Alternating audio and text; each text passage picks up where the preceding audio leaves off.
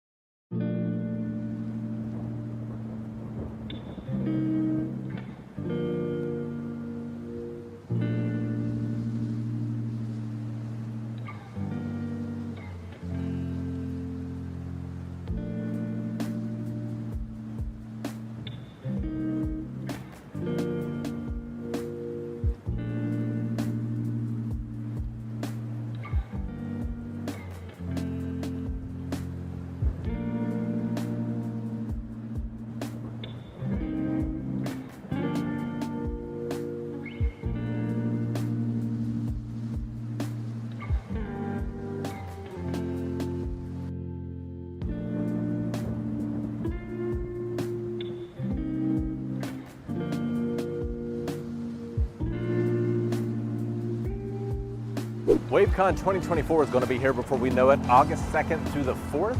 It is Blind Wave University is the theme this time, and we are hosting it at Marietta College. Remember, tickets are limited and on sale now. Head over to blindwave.com/wavecon to buy your tickets today and enroll in Blind Wave University. Class dismissed.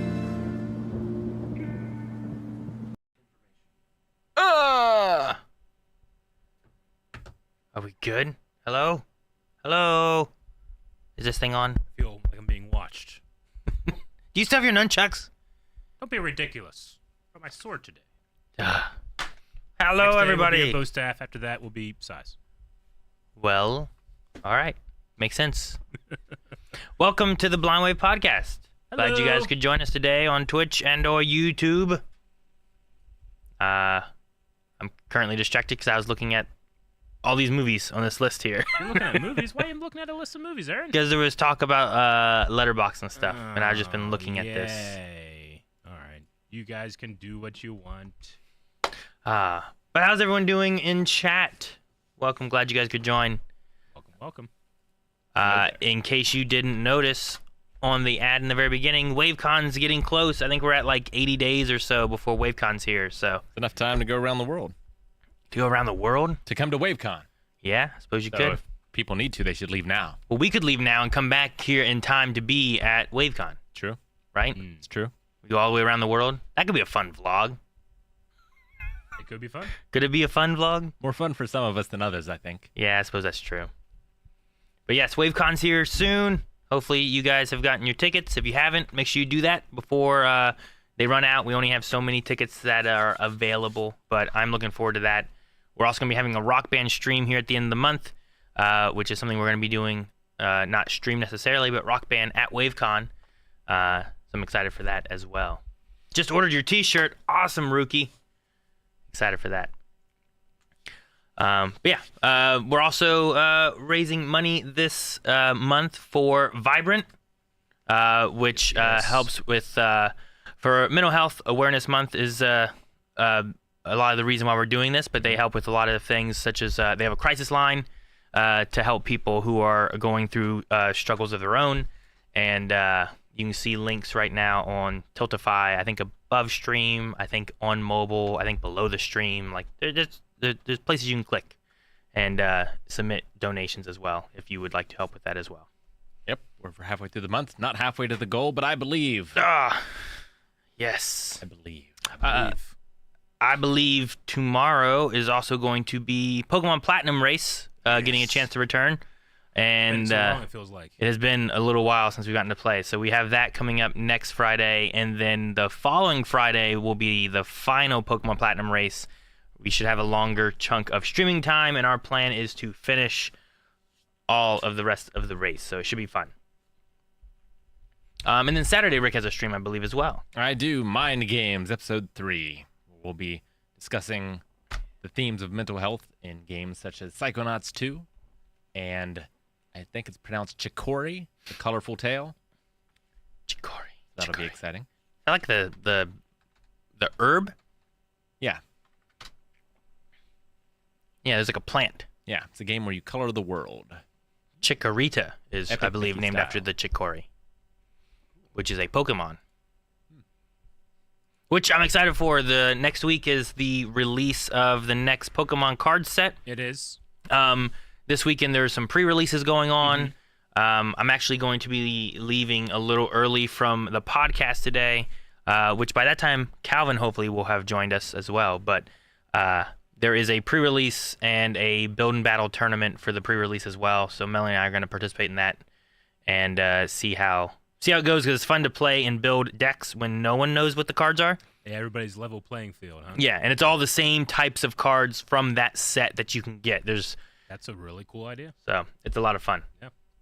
So at some point, Eric, I'll have to teach you how to do that. I want to learn. You can play as well. It'll be fun. Teach me, master. Pokemon master. Hey, it actually works. We'll do a training arc. Yeah.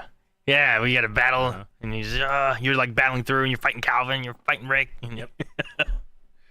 But yeah, so that's going on for Pokemon. There should be a card opening thing popping up as soon as I can get things filmed for that as well. Otherwise, how's everyone's, I guess, week been? Have we covered everything else that we need to cover? I think so. Okay. Yeah. So how's your guys' weeks? My week was good. I had another great time with God of War on Tuesday. Sorry about that. I had another great time with God of War. It was emotional, very exciting. I can't wait to play more, but I resolved to going only once a week, and I'm realizing my mistake. But I'm having a good time with that. Other than that, just loving work, loving being at home. I'm feeling a lot better than I have in a couple months. Good. Still have some down moments with just like my body just kind of acclimating to a lot of medicine and stuff like that, but feeling good. Good. And it really, I think this last 2 weeks have showed me just how much. 'Cause I personally have never taken a lot of medication, especially like an extended amount of time, all the time. I never realized, at least for me, I know it's probably different for people, how much I can control my mindset. I just got to push myself a little bit. If I push myself a little tiny bit, I can actually make myself feel a little bit better. And I think I was kind of like spiraling a little bit a couple weeks ago. Okay. So, yeah. Gotcha. I sometimes, at least, like I said, just for me, like if I can say, you know what, no, you're not feeling it, you want to not do this, but just go start and see how you feel. And once I start, I'm usually feeling a lot better. Gotcha. Sometimes it's just the startup initially is Absolutely. the tougher part. Yeah. Gotcha. So. All right. For me, we had the last weekend of Carrie the Musical. Yeah. That I had been helping Melanie with. Her and another person had been working on directing Carrie the Musical and setting it up, and I feel like they've been working on it for months. I think auditions were back in like January, and I feel like they were like discussing ideas and plans of what they wanted to before that even. So, but the show itself, I was helping with tech. Calvin helped me with that as well. Another friend of ours was helping, and I think that there was some real fun new things that the theater hadn't done before that we were utilizing. One of which was a scrim with projection and stuff like that too. But the seats were filled more than a lot of other times that we've had. I think most of their showings were 100 to 150 every night, whereas like I think even Blythe, when I was in that, it was like I think one night we had like 30, 40 people in it. Sure, it really varies. And this one I think was a much more modern play, but it was a lot of fun to have like this little bit more tech-centric type of play. And it being a musical, like there was a lot of talented people involved in the singing aspect of it too, which was a lot of fun.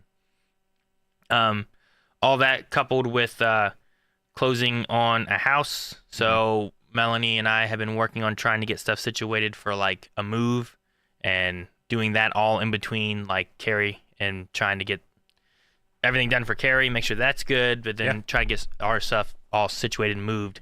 But I should hopefully have a place at home that I can regularly film or record or stream or do extra game content or whatever once we have everything set up. So I'm excited for that, to be able to just kind of do other content that I don't always have time for at the studio, and I can just kind of set stuff up there at home. So I'm excited for that. Good time. Just now is the stress of trying to get things moved and taken care of on both sides before we get out of the old place. So Sure. Gotcha. Moving is stressful. Sure. But also can be fun too. Like it can be stressful and fun at the same time. Yeah. I love the feeling of like thinking of possibilities. The world is really open right now for you. Yeah. Yeah. No, it's the one thing I'm wanting to do is to try to condense what we move. Yeah. There's a lot of things over the time that we've built up and You collect a collected lot of where it's stuff. like Yep. sometimes it's like I'll hold on to this for when I might need it sometime, and lots of times that doesn't come, and then now I have like a drawer full of like a whole bunch of HDMI cables or something because I never use them.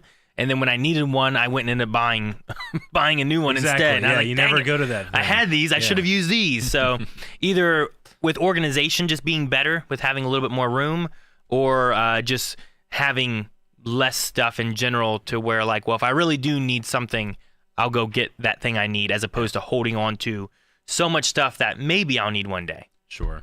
So Yeah. Now, for me, the only advice I'd give is just, if it's sentimental at all, keep it. If it's just one of those things where it's like, I might use this at some point, don't worry about it. If you need it, you can get one. No, but like, don't keep a bunch of stuff that you might never use ever again. sure. Yeah. Yeah, I get my that. advice. Well, like I have I know, Rick, you everything just want to must get rid of everything. But like there's one thing that I remember finding recently, and it's in the basement right now, but it was back from like first grade. Yeah. And my teacher in first grade would always like, I don't know, every week or every day or however often we did it. Yeah. We would take a kid and she would like encourage, like we would say what's something nice to say about this person. And it was just encouraging like conversation about individuals, but also like lifting people up and not putting them down and stuff. And I found one that I had where it was like, I like to play with Aaron. He's fun, or, he's always really good at homework, or whatever it is that they said. I don't remember what all was listed in there. And I just looked at that. I'm like, oh, this is cool. I remember this. Do I need it? Mm-hmm. But it's also kind of neat to have. You know what I mean? Yeah. So I was kind of like, no, that's the type of thing that, this is morbid to think about, but when you're gone, your kids would love to find. When my grandma passed away, and now finally there was nobody in that house, we had the responsibility to go through everything, and there was a lot of stuff. A lot of it was junk that just needed to be thrown away, but there was a lot of it like that where you're like, oh my God, this was when Dad was 12. Yeah.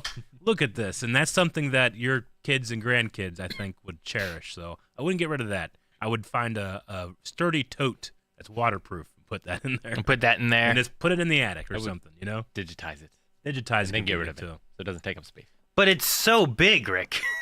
And you can lose digital stuff. It's so big. Yeah. It'd have to be, I'd have to scan multiples of it and stuff to digitize. Take one big picture of it. I don't know. But yeah, I get you. Just don't forget anything Pokemon related. I will not. It actually, some of that was some of the first stuff we started moving, just because it wasn't like this is essential stuff, but it was like this is stuff that we can get out of the way of the essential stuff. Yeah. So it gave more room in like in my bedroom, we had a lot of Pokemon kind of stacked up in this one side to where it's like, I don't have space for this right now, but I know I'm going to, and I don't know where I want to put it yet. Yeah. So it's like, well, let's move this, take this over here, and now when we need to move like this desk or this bed or whatever it is, now this stuff's already out of the way. So there is some stuff, and hopefully I'll have a spot where I can actually just kind of like house my collection now, I think, which will be really cool. That's good. Yeah. Yep. At least for the time being and the size it's in. And then I'll have to decide on, like, my stuff isn't like Eric's right now. Eric has a lot of Star Wars. Yeah. I don't have that much yet, but I may condense down and really kind of like... eventually. I mean, I've been doing mine for 30 years. Sure. Yeah. Like, I'll be like, okay, now what do I really want to have and what do I really want to hold on to? And then I can condense down or do whatever I want with that. But You don't have to yet choose between taking a child or your collection. not one yet. behind. No. I'm still good on that so far. Which Melanie was also looking at making the wall in that room kind of have like a Pokeball or a Premier Ball look to it. Yeah. Because she's been going through painting while I've been running the kids to like gymnastics and stuff lately.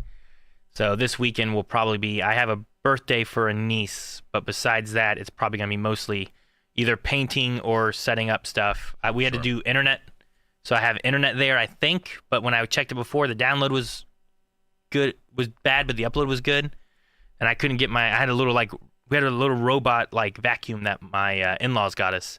I tried to hook that up there, and I couldn't get the internet to stay consistent.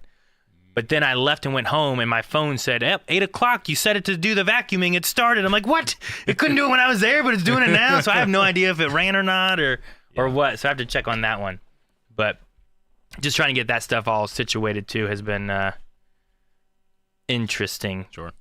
Melanie she was on the phone with Electric, getting that set up. And then they were like, well, we have some affiliates we can send you to, and sometimes they can get you deals for stuff. So if you hold on the line, we'll give you to them. And they gave us to the internet people. And what they were telling us, I was like, well, here's what I have online that because I was already looking at it before. And there's this, and this is what I can get, and this is how much it would be. Sure. And they give you like a $200 gift card, all this kind of stuff. And they couldn't match exactly what that was. Well, while Melanie was looking at it, she just continued through and hit the place order button when I had already she well, I was expecting it to ask me to fill out more stuff. I'm like, well, I had already done that to get to that point. So you place the order. So it was placed without technicians. So I was like, well, now I got to figure out how to do this and make sure that I get it set up without any technicians coming in. I could probably call them and rework it, but it was just like, I was like, why'd you hit the place order button? It wasn't even continue. It said place order. But it's all right now. Yeah. Okay. Everything needs to be like Japanese games. Are you sure? Mm-hmm. Well, and because it didn't say like, she wasn't scheduling a technician, she didn't have to pick a time or anything further. Yeah. Since it was picked for self-install, it was just like, all right, you're done. Here you go. Sure. Take it. So now, you have 4 kids. How are they feeling now that they know they're moving? They've been at that house for quite some time. Yeah, I don't know. Leon, I think, is good with everything. Yeah. Ayla and Kanan have kind of been sad about it and being like, I'm going to miss our old house. But they've been born and never moved. Yeah. Whereas Leon, over his years of living, has lived moved, in a few places just because we were renting a lot and stuff, too. So I think they're a little sad about it. But Coulson kind of wants to have his own room. And I can imagine. Yeah. Leon has been kind of in like what used to be, well, I guess it still is now, but it was like an apartment. And it's been weird having him not in the house. And sometimes there's like a disconnect when trying to get ready for school and stuff too, to where it's like, well, I don't want to get up and the first thing I do is go outside and go down and wake him up. I want to like get dressed, and change and everything. So sometimes that, especially in the winter, can be a little trickier. Sure, So it's like, well, now he'll at least be in the house. So there's some benefits to that because they will kind of all have their own room. There was talk of having Ayla and Kanan in a room, and Kanan's like, I don't want to share. Yeah. He's like, I want my own room. So there's benefits of them, I guess, because they do want to have their own space. But I think they will be a little sad of like, well, we're not here anymore. Mm-hmm. So, I don't know. I remember moving once when I was younger. Okay. It was probably around 2nd grade or so. Yeah. No, I never moved. We never moved. We always lived on the farm. The house changed. Like when my dad first got that place, it was literally a trailer. And he put a room on it and then another room on it and then the exterior, and it's the same. Like the trailer's still in there somewhere. So he built around the trailer? Yeah. Like literally, if you take the walls down, you will find a trailer. You just can't really see it anymore, Gotcha. So no, I moved here from Wyoming when I was really little. Mm-hmm. And then I think I lived in the same house from like 2 years old until 2nd grade. Mm-hmm. And then my parents moved and I lived there until I moved out of like after high school and stuff. Yeah. So I remember having one move and it was kind of like, man, this is sad. We're not going to be here anymore. And I'll drive by the house sometimes and be like, I used to live there. That's cool. Look at how different it is though. Mm-hmm. So maybe they'll have that at some point. Yeah. Okay. We got a couple donations on Tiltify. BJW Berg with $5. Wish I could donate more to a great cause. Thank you, BJ. But hope this helps you all much. Love to the Blind Wave crew. Thank you so much. Every little bit helps. Thank you so much. Royal Pig with $75. Wow. So awesome of you guys to organize this. And special thanks to Rick for introducing me to Claire Weeks. Ooh, You're welcome. The book, yeah. She is amazing. And then Leon for $2.50. All right. Thank you. Thank you so much. Super chats as well. And we got some super chats. Super chats. Yep. We have Terrence Matthews with $2. Mm-hmm. You guys should react to Blood of Zeus Season 2. Ooh. Armando the Wanderer with $2 as well. I'm at work. Got to make this quick. Someone do a flip. Do a flip. Who can do a flip? Ayla. Ayla can do a flip. I didn't say what flip. There we go. Thank you. Now, I wish I could. Ayla's been doing gymnastics, and she's been working on back handsprings. Yeah? And now she's getting to where she feels more comfortable doing it on her own. So it's cool, but it's one of those things like, man, I wish I could have done that when I was little. I never did a flip. She's like 7 years old doing a back handspring. I could do somersaults. I could do cartwheels, I think, okay. I was like Link going across a field. Doing somersaults? It's funny because I have Leon who loves doing rolls and like parkour stuff, and now I have Ayla who likes doing like backflips and gymnastic stuff. Gotcha. So That would be a really funny chase if they chase each other. it would be, right? Just rolling and flipping backwards. So, but thank you guys so much for the super chats. Also, Gara, I want to say thank you for the gifted subs because they gave out 10 subs earlier. Oh, thank you. And Gara. if we had a sub hype, I missed it, but put a sub hype in the chat again anyway for Gara. So thank you so much. And Leewick also gifted a sub. So, Oh, we had a hydrate I missed. there was a hydrate. I hydrated, but I didn't call it out. I'm I sorry. hydrated. Well, I drank a Zoa. I updated my recommendations. I updated my Oh man, we had that go up recommendations. Saturday. Yeah, we had our recommendation video go up where we did a call out trying to get a few people to submit them showcasing updating their recommendations, and we had quite a few that came through, Super valuable information, and yeah, people really came out for it. which is really awesome, and it has been very helpful, and we did see an increase so far. But if you haven't updated your recommendations, be sure to do that. It's available for anybody. All you have to do is just make an account in general. You don't have to pay or anything. You just make an account and you can update 3 shows, 3 movies, and the library for those is pretty vast. There's Pretty extensive, quite yeah. a few things that you can select from and stuff too. So, Including Neil Breen. including That's how you know it's good. there was even someone in the recommendations who had that Yeah, it's for true. whatever reason. They were watching it as they were recommending. They had no idea we had already watched it. Or did they? But yeah, the recommendations definitely help, and I think just having those, even before we did this, the recommendations we've had, I've seen a lot of people talking about the polls where man, this poll's stacked, or man, there's a lot of good movies they're picking lately, and a lot of that I feel like has to do with precisely those recommendations that people are updating and changing, and if a new movie comes out and you're like, oh, I really want that, you just swap one of them out. It sucks you only get to pick 3, but that helps to make sure that the 3 you're picking are 3 you really want. Yeah. So it helps us to really get a good decision on what we want to put up next. Absolutely. Sometimes we just make a crew pick from recommendations too. That's true. So it's definitely helpful for you guys to do that. So thank you so much, everyone who has already and is going to, like you, right now. You're gonna go do that. Right now. Won't change it until Yu Yu Hakusho wins. I believe it will. But yeah, yesterday I had a good stream on Roll with the Punches, as well as the Blind Wave Twitch about anxiety. So if that is something that interests you, you can go check out that VOD over on Roll with the Punches. It was a good discussion. And let's see, what else has been going on? Maggie hurt her back. No. That's How? unfortunate. Wait, to what extent? What did you do, Rick? It's not like her foot was, right? No, it's not broken. It's just there's been several chiropractic appointments, and she still is not great. So, not sure exactly what it is, but hopefully it improves because hurt back is terrible. You just can't do anything. That's terrible. That's too bad. Yeah. I know times where what'd I do? I did something, and it was very minimal, and I got a pain in my back, and I'm like, ah. And I was like, what happened? You're like, I don't know. I breathed, and it's like I can't move this way. I can't move this way. It feels terrible. So I can't imagine really doing something to my back too. Then, so I was streaming last night, and I saw a message in my chat from Maggie saying had to take my mom to the hospital. It's not too serious. Oh no. Check your phone later. I'm like, oh no, what's that? But she tripped and landed on her hip, and we thought it might have been broken. It's not, Oh. Okay. Oh, good. Okay. which is good news. But I'm saying I just saw her the other day. Her and Maggie and Evie came to see Carrie. Yep. And I said hi to her there, and so this must have been after that. Then that was Sunday. it was last night. Last night. Oh yeah, dang. because I was streaming last night.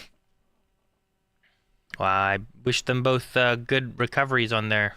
So that was a late night. They're hurting. Other than that, let's see. We'll be releasing a poll today to replace X-Men already. I know. X-Men. Only the second Crazy. episode went up on YouTube today. Dang man. But I've got that hint hunt done and ready to go. Uh-huh. I just need to know what the winner is. Gotcha. Yes, we do. But it doesn't really matter too much for this one. Wasn't there a hint hunt that needs to come out soon for the previous poll? Is that right? Didn't we have a poll that just happened too, or no? Now, we've had a lot of polls in quick succession. I know. I think we're good right now. I think we're good. Didn't one just go up last week? Yeah. A poll? No, a hint hunt? No, a poll. A poll. Is that right, guys? The bear bear poll. replacement poll. Yeah. Didn't Oh. that just go up? Yeah, Like- we haven't revealed what won that one yet? No, I don't think a hint hunt's happened or anything yet either. Okay, gotcha. Well, yeah, okay. And I'm that sorry. that So show starts in I that's think the one that's done. 3 weeks. Okay. Yes. That's Okay, the hint got hunt it. that's done. All right. Gotcha. Right. No, there's gonna have to be another hint hunt for the X-Men poll. All right. Soon. Damn it. Get to work. So many, you know what? I won't say it that way. This is a great time to be at Blind Wave Beyond because there's a lot of shows coming, a lot of polls, and next month is going to be, was it next month? What month is crazy with live shows? I mean, this month we get a Yeah. couple, but I think in June we have like Yeah. 3 or 4 that are popping know. up. Yep. So, maybe I 5. know a lot of people think they know what the best thing is to do with our schedule, but it is not easy to try to make sure that we're giving value to people, but also covering all the things that we want to. Yeah. It's rough. Yep. But what's more rough is, I mean, we haven't finished X-Men yet, but once it's done, I'm gonna be sad.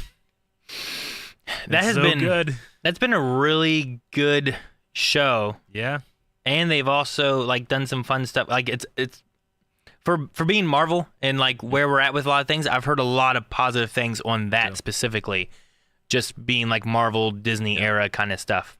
I think it's the best thing Disney's done, Marvel-wise. I think the best thing they've done Marvel wise is they back in 2008 they released Iron Man that started a whole MCU. I'm not ranking. I'm just saying that started a whole course. I mean, if and you now wanna talk people about, best financial moves, then yeah, you're right. But artistically, I think. I don't know. I think artistically it's really good too because I think that's what people always are wanting. The current Marvel things they're striving for that Infinity War Endgame arc. You know what I mean?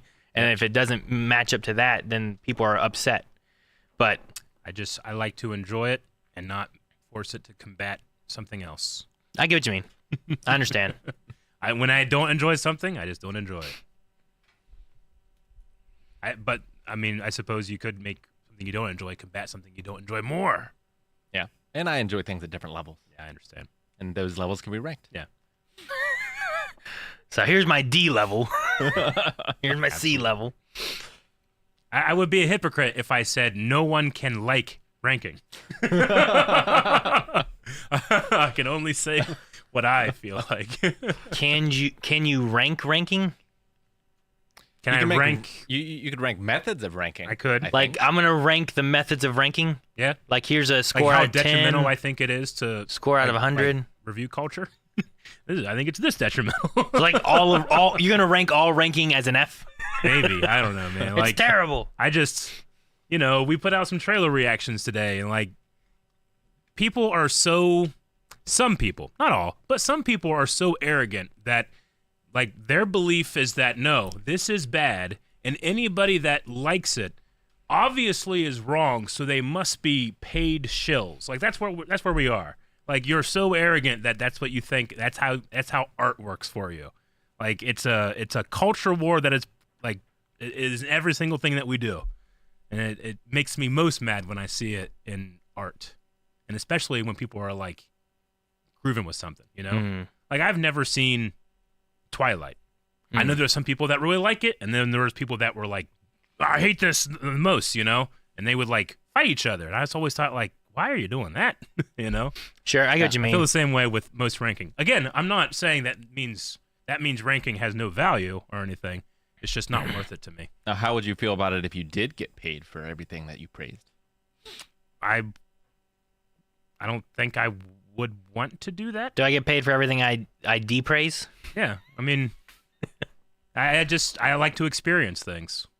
If I like them or if I don't like them, I'm still experiencing someone's art. You'd experience more things with more money.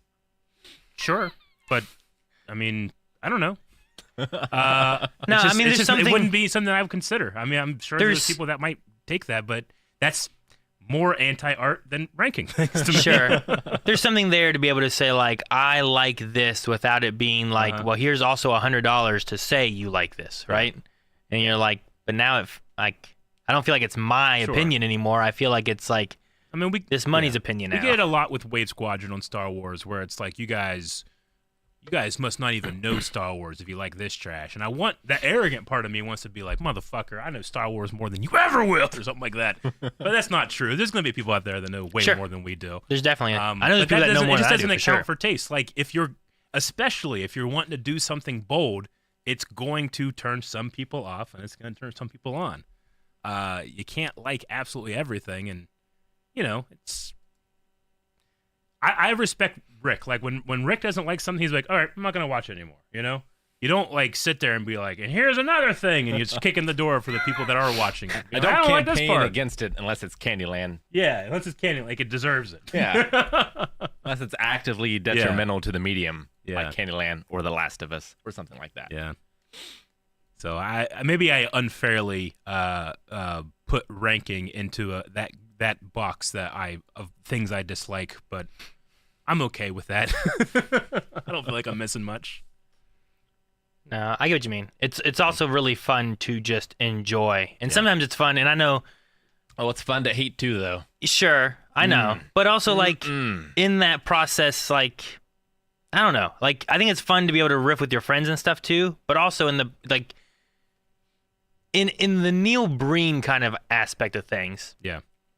like I love that you are able to say that now. Go on. sure, but like you watch and you hate on his movies, right?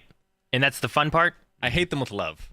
Sure, but but yes. like if Neil Breen saw the things you say about his movies, do you think he would enjoy that, or do you think he would feel less? You know what I mean? I don't know. It would depend on the person. I guess. Especially like in the way we're talking, like, are we giving constructive criticisms when we say like we're still in Vegas? Like that seems kind of constructive, maybe, right? Yeah, but if you're just like this movie sucks, Yeah. like there's nothing there to like there is an build art, upon, right? There is an art to how bad it is, though. Yeah. Like, Like you watch Rings of Power. If you don't like Rings of Power, you just don't like it, But you can't deny that there aren't amazing artists and designers and cinematographers and sound design people, and like there's real, honest, great work being done. Even if you don't like a writing choice or a certain dialogue or a certain person's acting decision, there's still like genuine work and effort in there. Sure. With Neil Breen, there's What passion. is there? the big What thing is about, there? There's The he big thing wanted about to do it. Neil Breen in particular, I think, is that his movies cost like $50. Yeah. Right. Sure. Yeah. So, like, he's sort of lost that grace, I Yeah. feel like, because he's taking, a passion project, but he's charging for it like it's a luxury, I think. The thing that I've only watched one of his movies, and obviously we're going to watch more, but I couldn't tell if he was having fun doing what he was doing. Sure. And at the very least, if you have nothing to offer, you should be having a good time trying to show it. Like, in Miami Connection, they all seem to be having a pretty good They time. totally did. Absolutely. I think. Yeah. Sure. But, I mean, he's made 6 of them, so he must enjoy it. Yeah. But like, is Neil Breen's method of that? Is it like, well, this earns him money and is a tax write-off, so like that's why he does it? Versus like he has a big passion for wanting to do it. I think it's definitely, at least in part, for like recognition as an artist, because he does always submit his things to film, like festivals, and things. So like, I think he's looking for accolation, if nothing else. So like, if he watched reactions from us on his movie, do you think he would, like, what do you think his feelings would be on that? I think part of him, at the very least, is self-aware, because on his website, he does have a section of like my movies, maybe you'll like these too, and like I think The Room is on there, and maybe Birdemic or something like that. He's got to be aware that that's his market. So I Sure. think- Like, I just wonder, like, Rick and I made some movies with passion when we were kids. And I probably don't want anyone to ever watch those. You know what I mean? Like, I feel like it's the opposite. but I also don't want people to placate me about them. Like if I charge someone $50 for it, or even if I just put it out there, Yeah. like I would expect it to be torn apart and criticized, and I can learn from that criticizing. Like, I don't need you to sugarcoat it for me. Sure. I just need it. I guess it depends on what they're saying, right? Like, if they're just like, well, I don't like this, the audio's really bad, like, there's elements versus just like, this sucks and you guys are shit, which is what I see a lot of times with different, like, methods of criticism, where it's like, there's nothing here for me to build upon. It's just, you said it was shit. You want to criticize the way they criticize. I guess so, yeah. I want to criticize the criticizers. It's just trash. Yeah.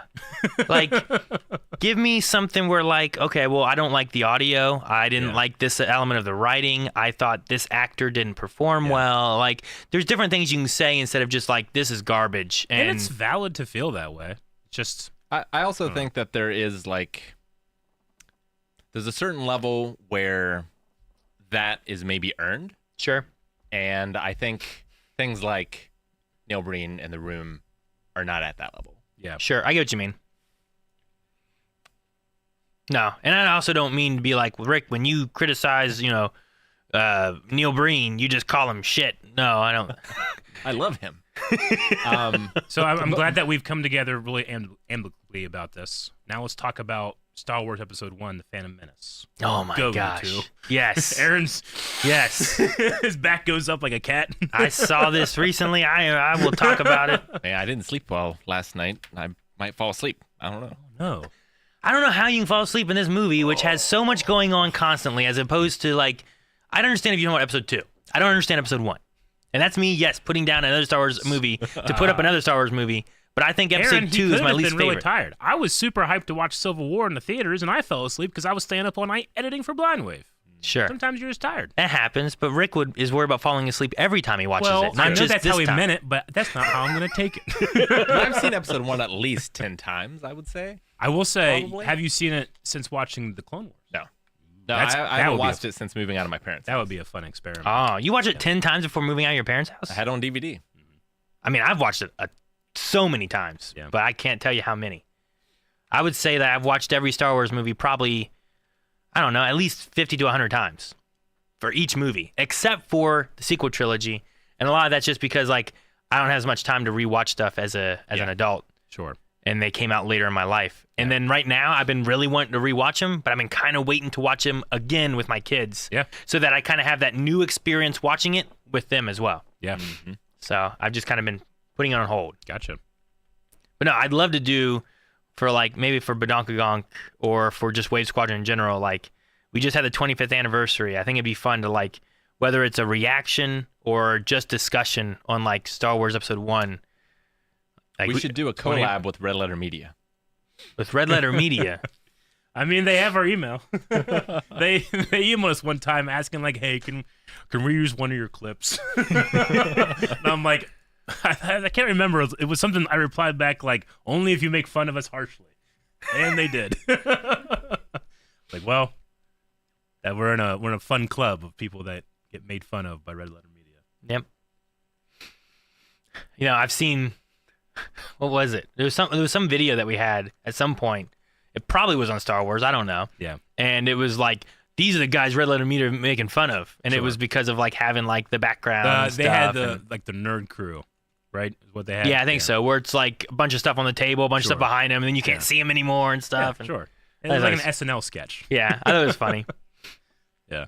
But no, I think it'd be fun. Maybe we could do maybe we can do an Episode 1, like, retrospective. Yeah, reaction of some sort, and, like, be able to talk a little bit more freely while watching it, which we don't always get to do whenever we do, like, a movie reaction that we've never seen. Yeah. I love Red Letter Media's review of Episode 1. Like, it is legitimately, like, one of the funniest pieces of content I've seen. I don't agree with 80% of it, but I love that review. I do kind of feel like when they tried to do it for 2 and 3, they kind of, like, they're like, oh my God, this was a big viral hit. We need to really amp it up, and you know, it became more about the entertainment, you know, versus just talking about the movie. But that first one is great. I think it went the same way that some of the Angry Video Game Nerd stuff went. Sure. Where it's like, now it's too produced. Yeah. I haven't watched him in a while, but that was someone I used to watch a lot. Watching Angry Video Game Nerd, going through, like, back in gamer Screw Attack you've days. ever heard. Yeah, I think it was before that even. because Yeah, he was like on game trailers. he was around whatever. before then, and I used to watch Angry Video Game Nerd a good bit, and then I watched him during Screw Attack time. But I watched through a lot of his. Some games where I'm like, man, I don't even know what this game is. Yeah. And other times I'm like, oh my gosh, that game, I remember this game. It was terrible.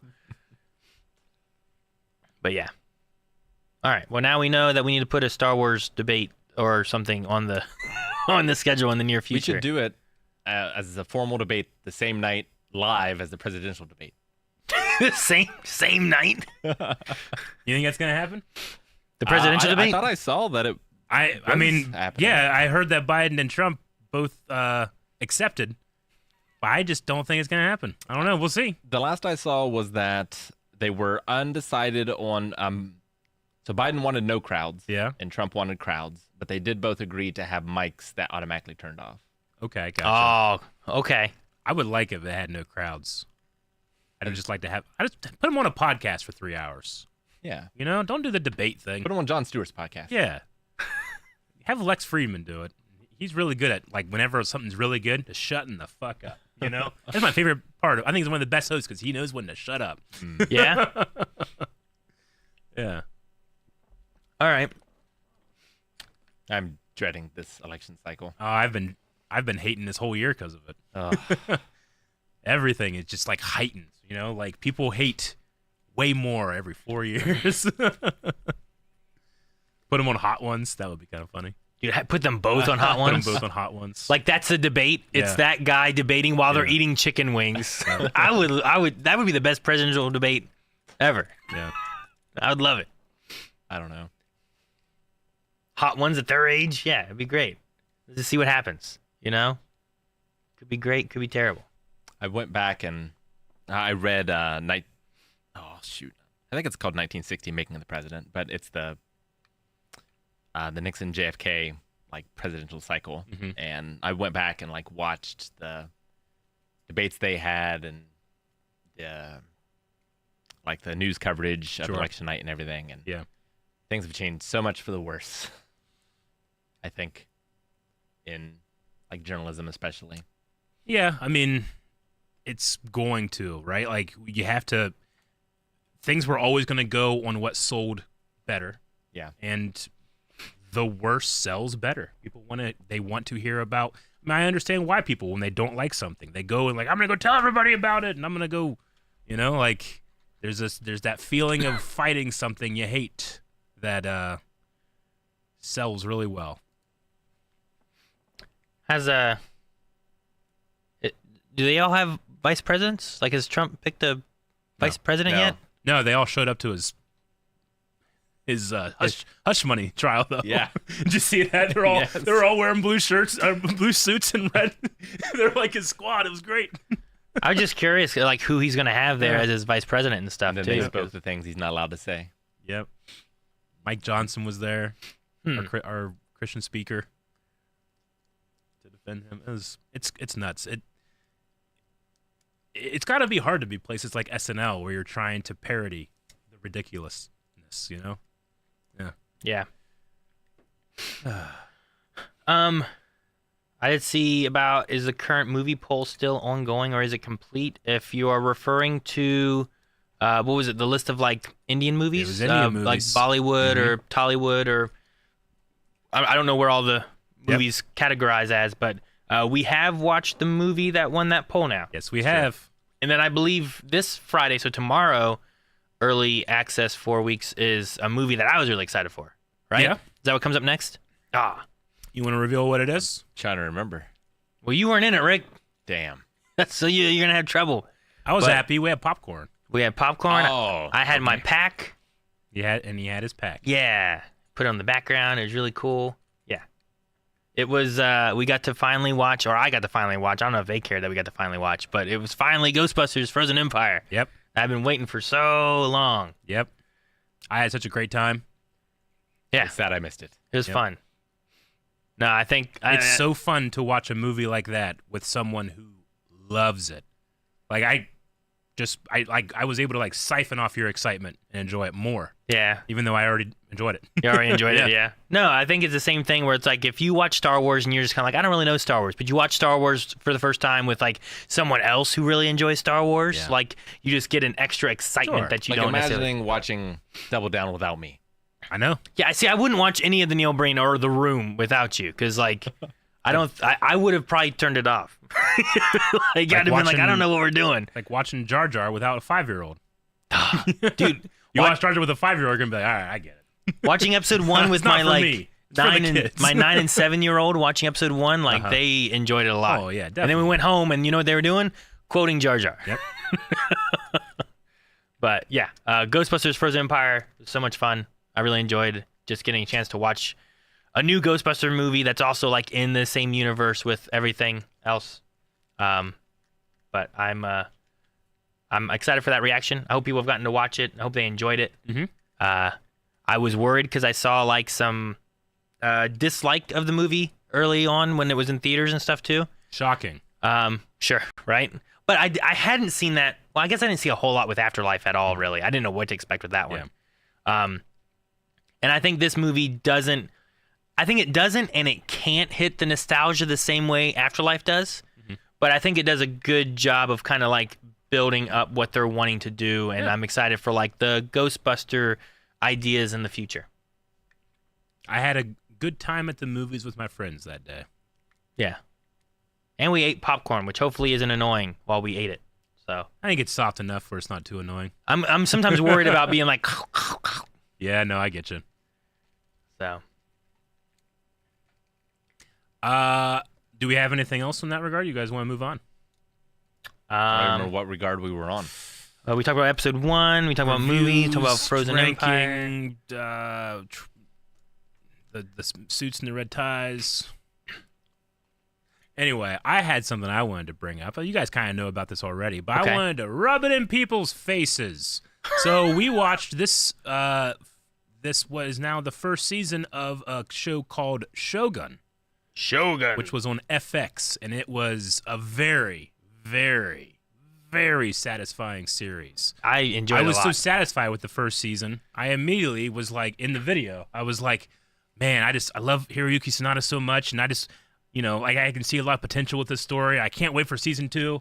And I like we even put up on social media, like, what do you think about Shogun? It's like my excitement for season 2 is like at the feet of Hiroyuki Sanada. And everybody in the chats, in the comments, in the replies are like, you fool.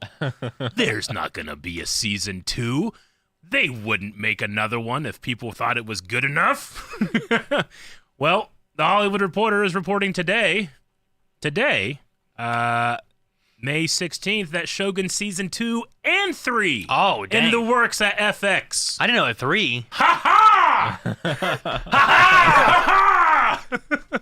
No, I had heard that like there was talks to bring in Shogun season 2 and stuff, and I didn't know that they were gonna have a season 3 as well. Like that's really cool. No, Shogun, I think, hit that point, and like people were like, it's gonna be kind of like a Game of Thrones. Sure. I think it hit all the things it needed to hit. It had me interested, and I just like, I can't wait to see what happens next when it ended. And then people were like, that's it, they're done. I'm like, like they're not gonna do it anymore. Like it ended at such a point that I think you should do some more. Now, to be fair, that is the point in which the original book ends. Yeah. Okay. Right. So season 1 was always ever meant to be season 1. I hope off book now. I hope 2 and 3 then work better than whenever like Game of Thrones went off book, and I know a lot of people just like the routes that they went with some of that, right? I understand that, but some there's of that also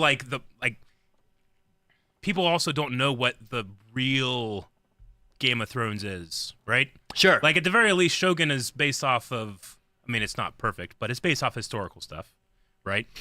There's characters that are not historical in there, but what I enjoyed the most was Hiroyuki Sanada's presence as an executive producer, with the respect that he gave. I mean, it's his own culture, but to make sure that culture is shown on screen as well as they can. You don't get that a lot. I mean, luckily we are getting a lot better when it comes to Asian representation on television, both in historical stuff and fantasy stuff. Like Avatar: The Last Airbender just came out on Netflix. Yeah. We've had other things like that. But I want more of that. That's one of my favorite like behind the scenes things when it came to the Tom Cruise film Last Samurai, and Hiroyuki Sanada was on that. And he made like there was an article that came out saying like Hiroyuki Sanada hated that movie. I was like, what? I don't think so. So then I looked up the actual sources, not just the headline, and he's like, no, I loved that movie. They listened to me when I said like you shouldn't do it that way, you should do it this way. They go, okay, yeah, sure. And he's like, that never happens in Hollywood. So the fact that happened on FX for an entire season and now is being extended to a season 2 and 3 with a lot more, openness. Yeah. I'm super excited by. I understand people that are like, no, it should only ever be one season because that's what the book is. It's insulting to expand upon it. And I want to be like fair if that's how you feel. The book will always be there. Sure. That will always, just because I don't like the Hobbit doesn't mean I like now think the Hobbit is ruined. Sure. It's because I don't like the extra scenes that's in there or whatever. So well, and you can also I just with love this, that we were just attacked for wanting to season 2 and no, and with this too, like you can always just be like, well, season 1 is what it was meant to be, and that's all I'm going to watch. And you can almost do that to an extent with Supernatural, where like they're meant for it to be 5 seasons, and then they went further with it and added more. But if you just watch those first 5 seasons, it still has a pretty good like this is where it ends, Sure. Yeah. Community's similar, right? What is? A Community. Community, is it? Do they have an ending that's earlier on? I don't think they did. Well, yeah, they kind of like never know when they were going to stop, right? And if they're going to continue on. I mean, that guess happened so. with Legend of Korra. I would say Korra I is think like that. Some like Community, I don't think. I mean, it's a comedy. It's not the craziest thing to not expect you're going to come back, but Korra is animation. Like you have to plan animation far in advance, so that can be really rough. But no, as far as that, like I'm excited for them to do more. I hope they keep the same cast and that they're able to do it. I think they all are a lot of fun. Did really well, and I just want to see them continue that story aspect because it was getting to the point where I'm like, ooh, is this what he meant by that? Yeah. Where are we going next? And then it's like, oh, that's it. That's all. I'm like, no. But so, creatives, I was sad, but I'm happy. Yeah. Creatives Justin Marks, Rachel Kondo, Michaela Clavel, and Hiroyuki Sanada all returning as the limited series for the limited series. Okay, cool. Is it the same like showrunners and stuff too? I believe so. Yeah. I'd be curious to see what they do and how they work out the story past the point of the book. Yeah, definitely. To see what choices they make and what they want to do with that. I mean, like I enjoyed Witcher season 2, even though I know people didn't like it as much because it veered from the book. It veered from the book, But I didn't know. I just enjoyed it. But it wasn't until like I'd heard what some of the showrunners were saying about that type of thing. Whereas with this, and I accidentally just closed it, like they're talking about like, they didn't even have a roadmap for a season 2 or 3 because they were just concerned with making the best thing they could now, which is my favorite way of telling stories. I like being able to have plans and intricate stuff. I mean, that can be really cool, but sometimes you can fall into a lot of traps when you're doing that, as opposed to like make the best thing you can right now. Sure. So now that they did that and they kind of proved themselves, I'm excited for them to go the other way and like, all right, let us plan something now. Further out. Did Lost have that kind of issue though too? For the first 3 seasons. Their first few seasons, they were just like making it for that, right? Yeah. And then they got to the point where it's like, all right, just keep going, and they didn't know where they were ending. Yeah. But I feel like in a little bit of that, you're like, okay, when we made this, but then what's the answer for this that we introduced in season 1? Yeah. And it's like, well, we'll figure it out later. Yeah. And I feel like sometimes you get a few issues when you do it that way. They got to the point where, like, I think it was around the time they wrote that one episode where Jack, like, goes and, like, hangs out with this lady on an island, Yeah. I know that's tattoo episode. Yeah. He gets a tattoo. I know Lady on an Island probably talks about every episode of Lost. But around that episode, they were like, "What we doing? We need to decide what we're doing." ABC, give us 3 seasons, and they did. They wrote everything out. Obviously, when you take risk like that, when you do stuff like I want to do this, and I think it's going to be bold, not a lot of people are. Not everybody's going to love it, and that show definitely has an ending that not everybody loves. But the people that do like it, I think, feel real hard about it. Yeah. But that might not be fair to say. I'm not saying that people that didn't like it didn't also not feel as hard as those people. It's differences in opinion, I guess, at that point. Well, Eric, the worst thing about this news is that we'll have to try to fit in another reaction series that could have been over. Yep. But is going to be continuing, so it just kind of fills up more of our our schedule. It's always a tricky thing of like, especially any live shows where we cover like a season of a live show, and then a new season comes out, and it's like, okay, should we be picking this up right now, or should we come back to it later, or should we come back to it?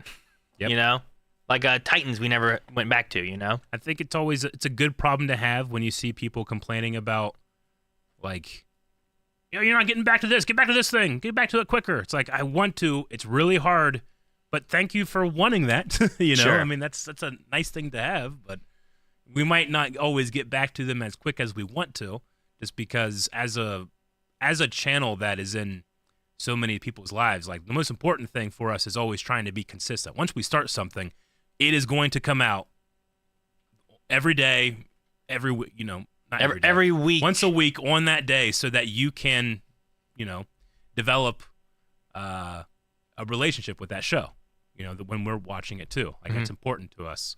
And it can be really difficult to add, or I should say it's really easy to add too much where that becomes a problem, Yeah.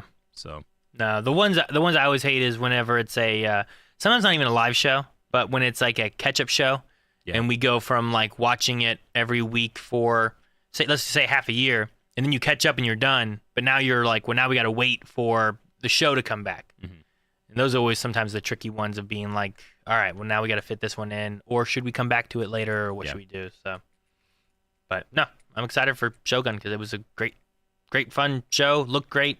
Yep. I had to read a lot, but I pushed through. Worth it for you. I just want more seasons of Hiroyuki Sanada feeling something but showing something else. He was so good at it. I keep wanting to call him. I was talking to Calvin about him the other day. I keep wanting to call him like Hinata, I think. Yeah. I don't know if it's a mixture of me mixing his like first and last names together, or if I'm thinking of like Hinata from like Naruto, or what it is. Thinking of Haikyuu. Yeah, maybe. But I was just like, dang it, that's not right. What is it? And Calvin told me like, that's it. Sure. Yep. Well, that's happy news. You guys want some sad news? Got a sad video we could watch. Sad video. It's watched- bittersweet. I watched a sad video today already. Okay, yes, I will do this. I'm in a sad mood, I suppose. I have a sad video to watch. Yep. Okay. Episode of Naruto we watched today. Wreck Me. Did you? Do I need my Were you able headphones to in? find it, Jake? Do you know what I'm talking about? Oh, the farewell Rooster Teeth video. Oh. Oh no. I have heard of some Rooster Teeth things happening and going on, Okay. but no, I did not know that there was a. Man, Yep, I remember when I the went. site shut down yesterday or today, I believe. Yeah. I believe all of it has been archived on Internet Archive, but the site is gone. Damn. Man, when I went to it's when I first PAX? visited, PAX West. PAX West. So I went there when I first. You're welcome, Eric. Thank you so much. I can't remember all the game show. I don't have to anymore. Most of them are gone. But yeah, I went to a video game show. It was the first time I had ever been with Jancy. And we were walking around. There was a Rooster Teeth panel there. Not panel, but You should just be able to go to roosterteeth.com, Jake. Yeah. I think. Yep. But yeah, there was a Rooster Teeth like booth there, and I remember seeing their Ruby action figures, and I just thought they were awesome. I remember thinking, man, that's like the ultimate success. You've made something, and they make sweet action figures Yeah. with it. I was like, that's never gonna get better than that. And then I guess it hasn't. Oh man, okay, all right, I'm ready. Ready? All right. Oh no, I recognize If you don't this. say goodbye, then you aren't really gone. Do you guys hear something? I don't. Just Nope. aren't here Eric right doesn't now. hear it. Hold up. Hold up. Might be my. Sorry about this. Could it be?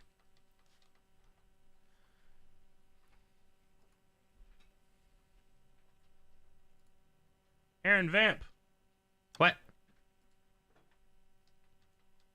DCP error. But yes, sad time. Oh yeah. Awesome. Okay, All right, I'm ready. I'm All sorry. right, hopefully I'm good now. Let's restart it. Mine was low. Good. Yeah, go back. Never say goodbye. If you don't say goodbye, then you aren't really gone. You just aren't here right now. Dang. One last adventure, Griff. This is it. It was good while it lasted. Are you ready? Let's get started. Protect me, go. Dreams do come true, Mom. I told you.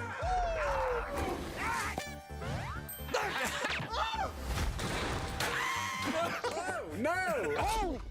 That was a knife. That's not cool. Oh, yeah.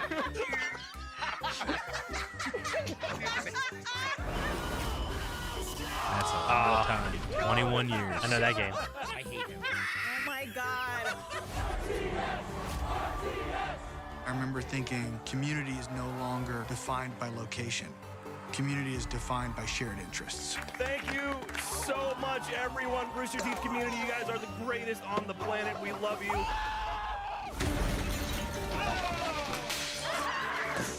There's so much chaos here. He's 5'4", I knew it! I landed in another place!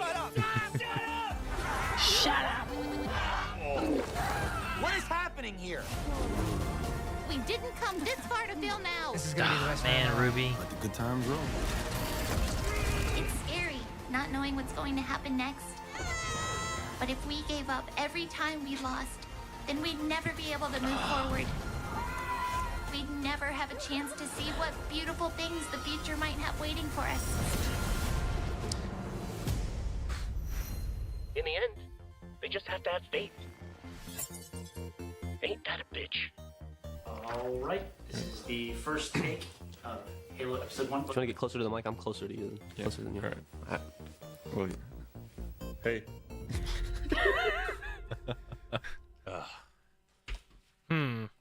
You know, that's a video I'm sure you never want to think about We're not- having to have an editor edit. Yeah. Or edit yourself, but whoever did it did a real good job. Fantastic. Yeah, 21 years. That's crazy. There's no It's failure. a good there. run on the internet. Yeah, that's pretty good. Yeah, Red versus Blue. I used to watch that. I never finished it. I probably should. I know it got into some more and more things as it went on, but Ruby was a lot of fun to watch, and I'm gonna be sad if where we ended is just where it ends now. You know. Me too. So I don't know if there's any chance of it getting picked up by someone else or something happening with it, but it's definitely fun. I wonder what this. I haven't really looked into seeing what this means for like. So like Rick and I have mentioned Screw Attack before. They started with death battles.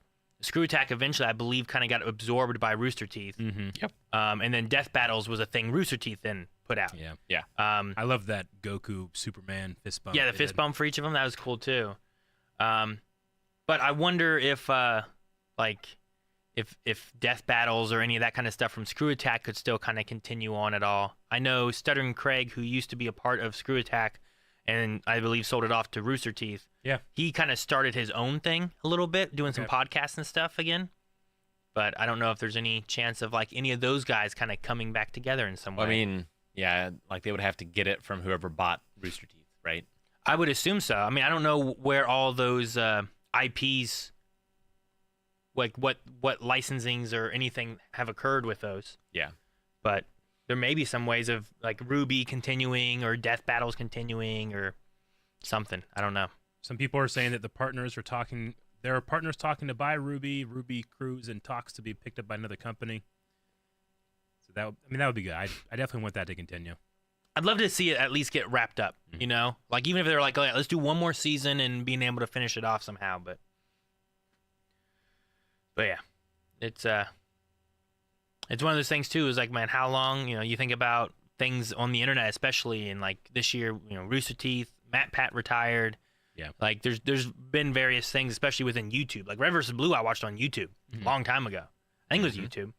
Must have been. Sure. I don't think it was game trailers, but maybe that was the case too, right? Because was Red vs. Blue originally it was Machinima? Machinima, yeah. A long time ago? I remember Machinima being stuff, and I think that either turned into or was acquired by Rooster Teeth in the future. So they were at MCN for a long time, weren't they? MCM? Remember MCNs? Oh, an MCN. Yeah, I know what you mean. Yeah. And Yeah. I think those have died out. I don't hear about them as much Oh, anymore. dude, yeah. When we started, we got 7 offers a day on our email, and we just were like, why? Why would you do this? Yeah. And a lot of it's even today, like for discovery. a lot of our peers are still dealing with MCN bullshit. Yeah. Yep. But I don't know. It puts you in wondering like how long some things can last and stuff. Yeah. You know. Hopefully, Blind Wave can keep a nice, fun community going for a while. You know, like that's one of the things Rooster Teeth talked about was like how great their community was and how much they enjoyed everything they got to do and stuff too. And I've always thought that our community has been one of the better internet communities as well. You know, so I mean, so much of what I enjoy is I literally can just enjoy watching people have fun, and just this clip that we watched here, this edit, man, they had a lot of fun. Yeah, for sure. Yep. Yeah. Well, anyone got anything to bring us back up? Yeah, I wish the best to everyone at Rooster Teeth and all the things that are going on behind the scenes with everything there, and hopefully everyone ends up in some fun new ventures or wherever they're going next. You know? Yeah. I have a couple pieces of news today. News. But first, we had Gara did another 10 gifted subs earlier. Thank you, Gara, for the gifted subs. Thank you. And then Squall57 did $10 on Tiltify. Thank you for promoting this, Blind Wave. Love you guys. I was just wondering if there are any plans later down the line to promote other causes, e.g. Palestine, Alzheimer's Society, etc.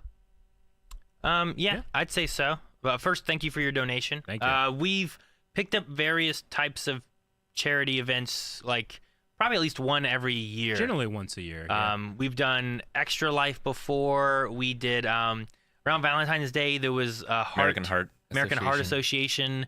Trevor Project. Yeah, Trevor Project. We've done like there's been different charity events that we've picked up throughout the times of just doing streams and stuff. So yeah, I definitely think that there's other times that we'll just select something else. Yeah. Sometimes we try to find something relevant, or finding things that like this one fit within May very well, and it's just trying to find when's the best time and what things are there that we can pick up. But yeah, the Valentine's Day stream was a fun one, and we've that even was had our all for community Heart. like organize stuff on their own before Sure. too. Do you remember? I mean, it was a long time ago. I think still back when we were at my house. But do you remember? Wasn't there like some type of community organization to benefit like a local cancer charity? Firefly. That's what Firefly. it was. Yeah. That was just the community and stuff, and I believe it was in honor of for you and your mom. Yep. So no, that wasn't even us really involved in that one. So yeah, but there's been various things between either us or the community as a whole, raising money for various organizations or sometimes even helping individuals. There was a time, actually it was last year, it was about a year ago, I believe, when we were in London. Melanie and I stayed for the Pokemon EUIC. Yeah. And around that time, our niece, Melanie's brother's daughter, was ran over by a truck and was in the hospital, and there was fear of her never walking again. They didn't know what kind of condition things were going to be in. And a lot of people in the community helped to raise money towards helping them either be able to pay on the bills of having her in the hospital, and or with them being in the hospital trying to help and take care of her, it meant that they weren't out working. So it also helped them for just taking care of bills of their own as well. And since then, she has made tremendous strides and is walking around and has healed incredibly well. So awesome. I don't know if I've given an update on that for the people who donated for that or anything in a while, but no, she's doing so much better than where she was and how much worry they had initially for that. But no, awesome. They definitely had some surgery and stuff they had to go through, and there was definitely tough times. And for a while there, she wanted to crawl but wasn't able to, and now she's had to like relearn how to walk again. But like I think looking at her, if you weren't told kind of what happened, like I don't think you would know necessarily. know. Yeah. Good. But no, that's a lot from just community. So we appreciate just wanting to help community in general, which has been really awesome for ours. All right, Jake, you said you had something else that was I have a couple things. Some of it I'm going to keep on my side and just tell you guys so I can filter out some of the spoiler aspects of it. Okay. The first thing we're going to start with is a continuation of news of last week. This is mostly for you, Aaron. Okay. The Dead by Daylight Dungeons and Dragons crossover. So we have a little video of that. Yes. So whenever you guys are ready. All right, so there is a video. Yep. I am good. Poor, misguided wanderers. First there were many, and now so few. How little you must value your lives to take a single insignificant breath in my sanctum. I'm afraid there will be no quick death for you. No escape from this suffering.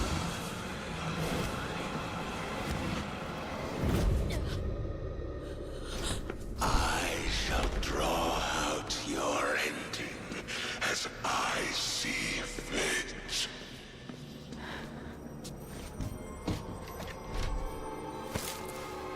For in dark places such as this,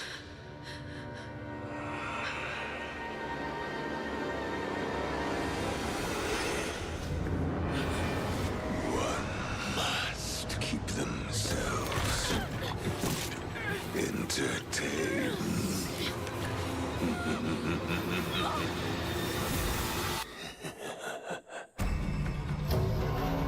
That's crazy.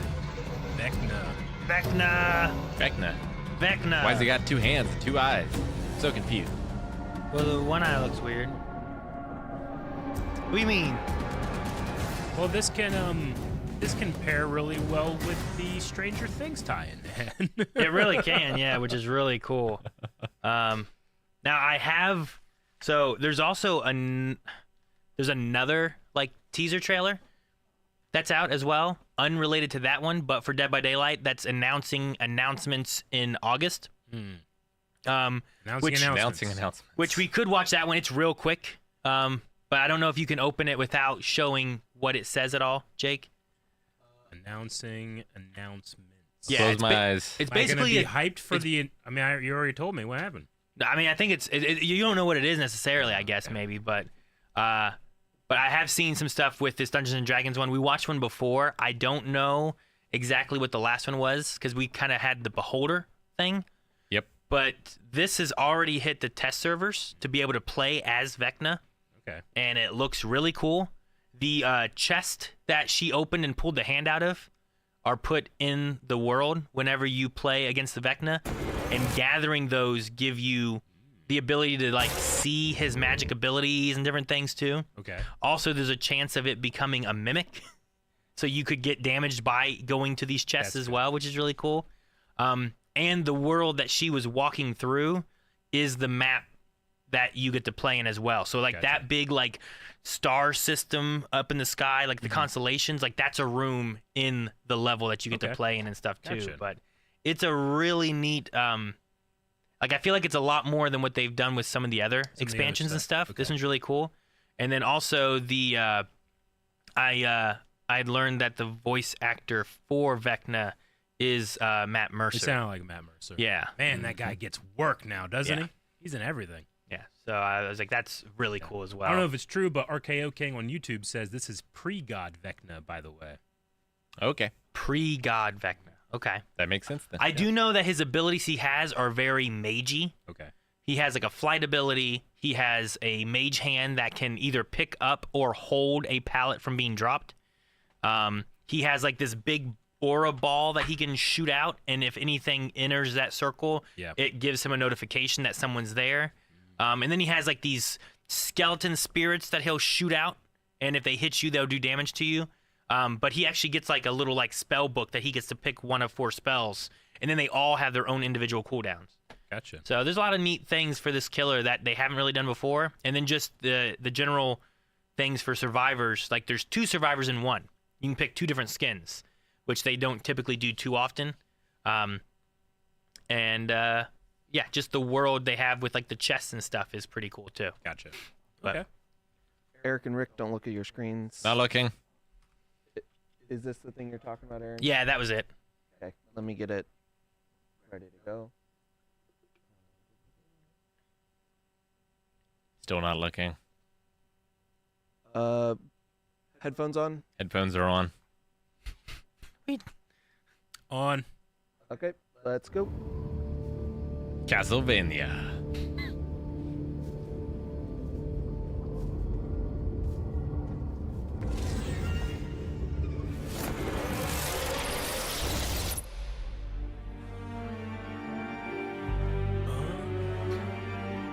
Okay. Gotcha.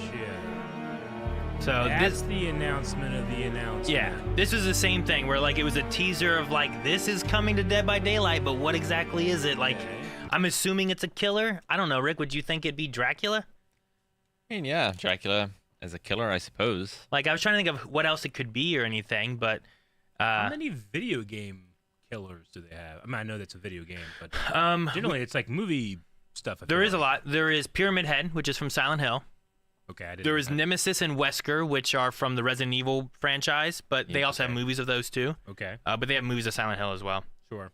But they're more for the video game. Who else is there from video games? There is Naughty Bear, which is funny because he was one of the original games that company made before they made Dead by Daylight.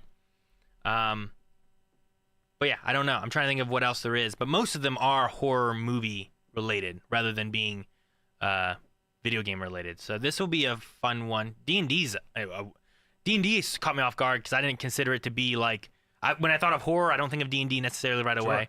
And it's not necessarily like to me in the horror movies or horror TV shows or any of that kind of stuff. So now it can be DNDBD. DNDBD. Yeah. But yeah, closer to October, there'll be Castlevania, which will probably have a big pull as well to Dead by Daylight. And I feel like they always kind of push things around the October season, which is a good idea for them. I mean, that. Oh, yeah. game has way Alan more- Wake is a character in it, too. Okay, gotcha. And so is Bill from Left 4 Dead. So, like, those guys are from video games related around horror as well. That game just has so much staying power. Yeah.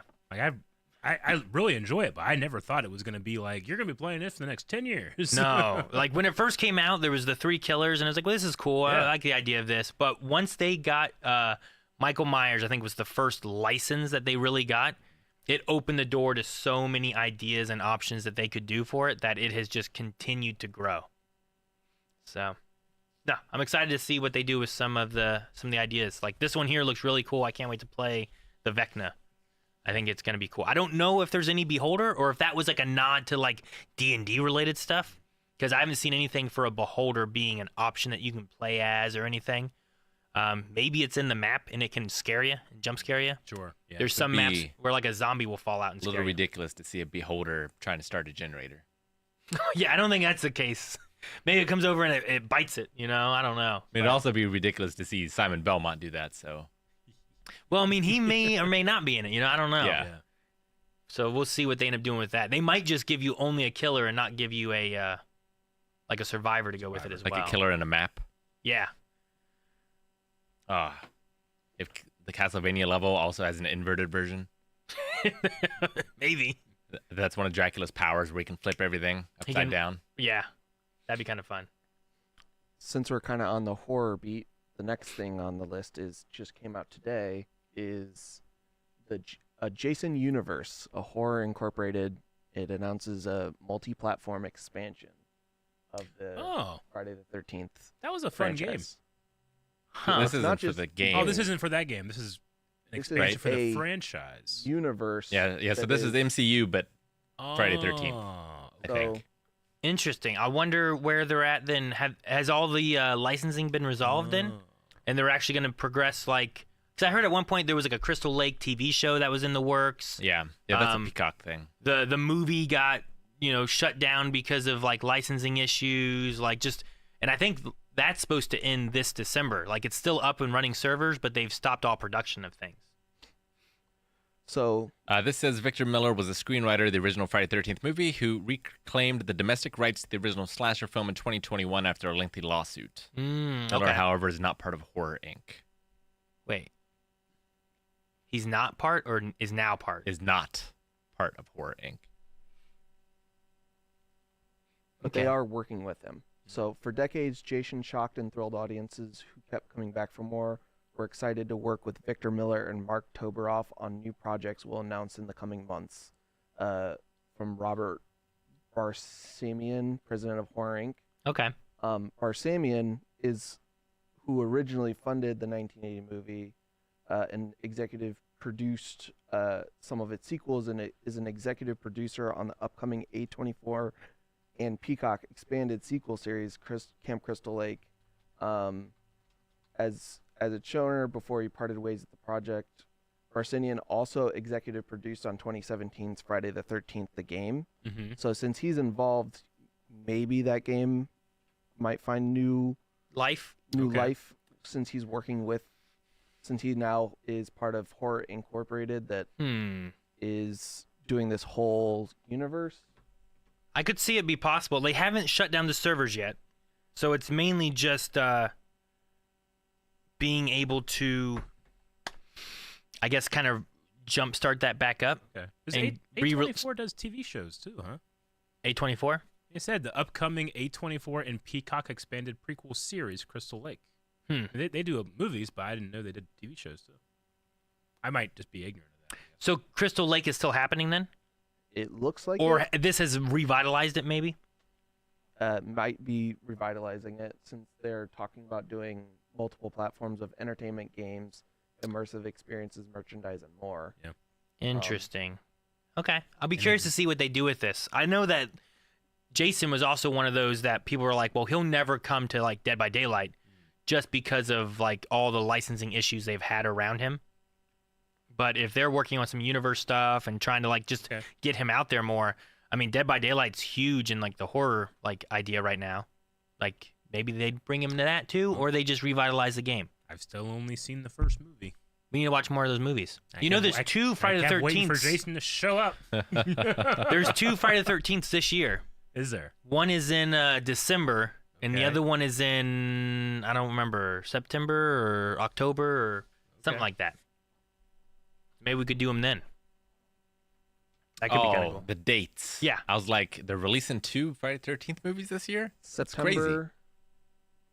No, I know December has Why one. would they release it in December? It doesn't make sense. September and December are Friday the 13th. Yeah. Gotcha, okay. So we could do one for September's Friday the 13th and do another one for December's Friday the 13th. Then you've seen three, Eric. We just watch one every Friday the 13th. Now, I did go and watch Freddy vs. Jason in theaters when I was young with a bunch of friends. I don't remember much of it. Okay. At all. There's not much to remember. Okay. To be honest. I remember being like, and this it is doesn't fun. really relate to much in the other ones. Gotcha. Okay. Of course, Friday the 13th themselves don't really relate all that much to each other. I enjoyed that first movie, but I also really, really, really despised a part of it. Oh, yeah, sure. The one I told you about, too, where I'm like, well, this is sad how they did this. They kill that snake just on camera. It's just ridiculous. No movie's worth that. I'll never watch Milo Notice ever again. Do you know how many bees we killed today, Eric? They need to watch the police. Self-defense, Rick. I'm defending an employee. No, so there's two this year, one Friday the 13th next year, and then three in 2026. And then in 2028, there's one in October, which is like that. That's what we had last year. The stars align. But like I don't know if we want to do it that way or we just want to watch through them at some point. But that could be a fun thing to do. This has a list of every Friday the 13th up until 2050. Wow. And then they highlight when it's in October, which there's only 1, 2, 3 of those between now and 2050. When will we get an eclipse on Friday the 13th in October? Oh, man. In October, too? Yep.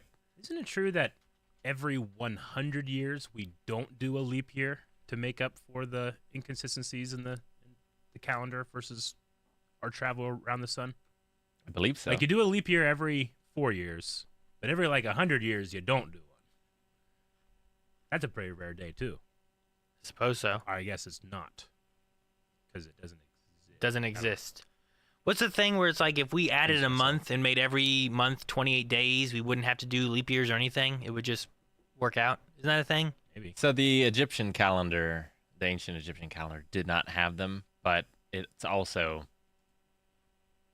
there's a lot of other changes that happen instead. Gotcha. Okay. Like, I don't know when Friday 13th on an October gets an eclipse. Okay. Let's tweet Neil deGrasse Tyson. Yeah, ask him.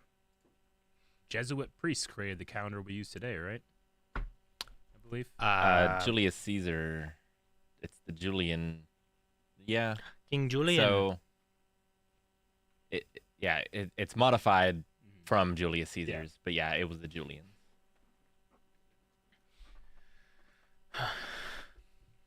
All right. Well, is there anything else that I should make sure I'm here for? Because I should probably head out for the Pokemon tournament. Calvin is not back yet. I don't know if he'll return before the end of podcast, but I wanted to make sure there's no more Dead by Daylight things or anything that we need to talk about before. Nothing Dead by Daylight. Okay. And the Jason stuff excites me because that's been on like a long hiatus since, well, they did a reboot at one point. Michael Bay produced reboot. Did he produce the reboot? He did. That had Sam from Supernatural. That's Jensen? Jared. That's Jared Padalecki, right? Jared. They had Jared in that one, which was interesting, but it was also a little different of a Jason as well. So I'll be excited to see what they do with that because they're fun. Melanie doesn't like them. She doesn't like scary slasher stuff. Sure. But Gotcha. all right, well, guys, I'm gonna head out then, and I will be back here tomorrow for the Pokemon race. I'll be excited for that. You will. So, bye, everybody. All right. Enjoy Rick and Eric, and if you want to ask them questions, I'm sure they'll take those later if they're We got at the end of topics. Not super long left, so yeah, get your questions in if you want some questions. We have a super chat from Dominique Odom, $5, who says, any chance you'll continue the DCAU after Batman and move on to Superman, the animated series, and eventually Justice League/Justice League Unlimited? Yeah, when the Batman poll comes up, which will be soonish, we're getting on it. I'm sure Superman, the animated series, will be on that poll. We just didn't want them running at the same time. So if people vote for it, it could be one of those things. But you should put whatever the next one you want us to do on your recommendations. Yes, because absolutely. that might determine which one we go to next. Mm-hmm. Or at least put on the poll next. Yeah. Absolutely. So thank you for that, Dominique. We also have another donation to Tiltify. The Spooky Biscuit hopes this helps the cause with $100. Wow, thank you so much. That is so nice. It certainly does. Yeah, thank you, guys. All righty. Well, Rick, did you have anything else that you wanted to cover today on today's podcast? Nothing in particular comes to mind. Yeah. I watched Anaconda versus Lake Placid. Versus? Yep. Like you watched them both back to back? No, there's a movie called, it's either Lake Placid versus or Anaconda versus Lake Placid. Really? Yes. Okay.